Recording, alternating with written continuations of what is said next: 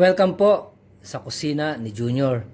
Ngayon po, magluluto naman ako ng adobong pata sa 7-Up.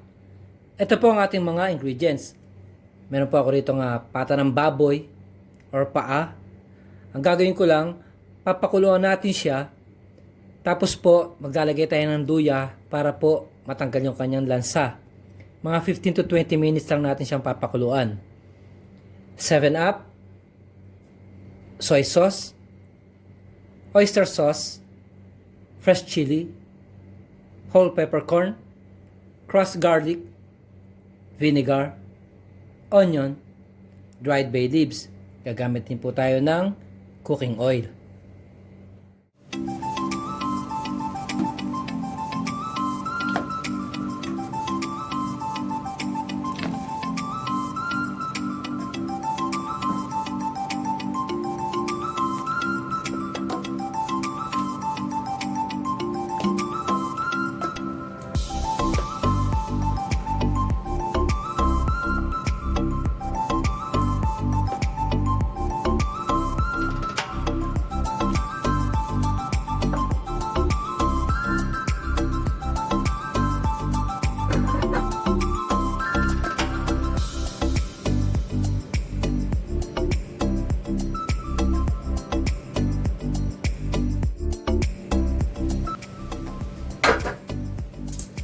So papatayin ko na po yung ating apoy at tatanggalin ko na siya isa-isa.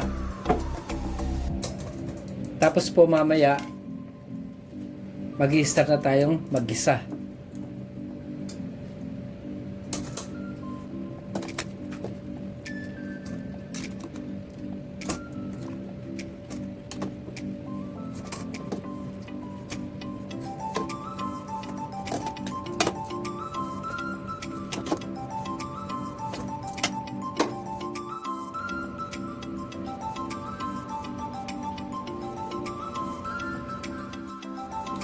Ayan po, naglagay na ako ng mantika sa aking lutuan. Ang una po natin gagawin, maglalagay tayo ng sibuyas.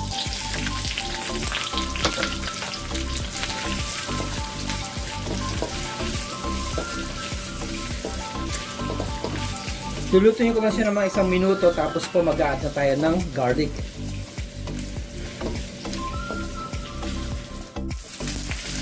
Lulutuin lang natin yung garlic ng mga 1 minuto uli. Tapos po ilalagay na po natin yung ating pata.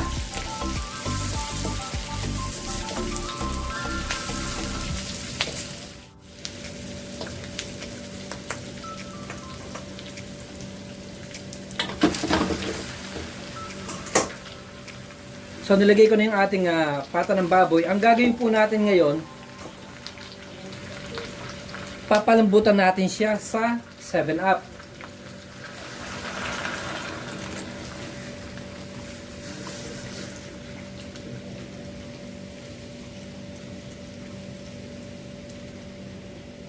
So papakuluan natin siya. Once na lumambot na siya, ilalagay na po natin yung ating mga natitira pang mga ingredients.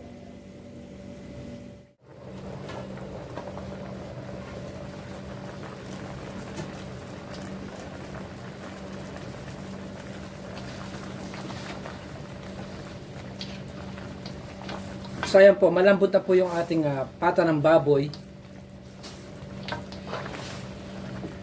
Niluto ko siya ng mga 30 minutes. Kanina po medyo natutuyuan siya. Nag-add pa ako ng 7-Up at saka konting tubig. Ngayon ang gagawin natin, maglalagay na tayo ng soy sauce, dried bay leaves, vinegar, yung ating pong fresh chili at pamintang buo, at ang oyster sauce.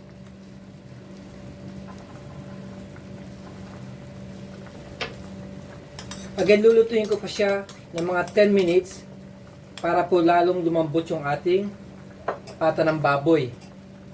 Tatapan ko siya uli, tapos mamaya checkin natin yung lasa niya kung pwede pa tayo mag-add ng asin or toyo.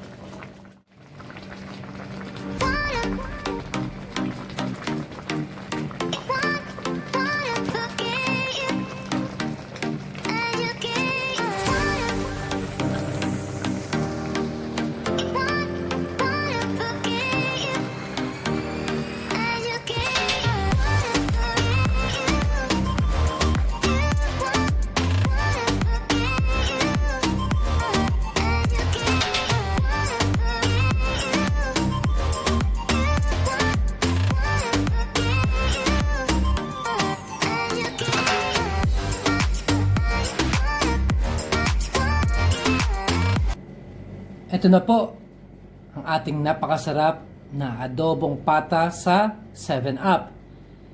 Maraming salamat po sa pagbisita sa kusina ni Junior. Maraming salamat po.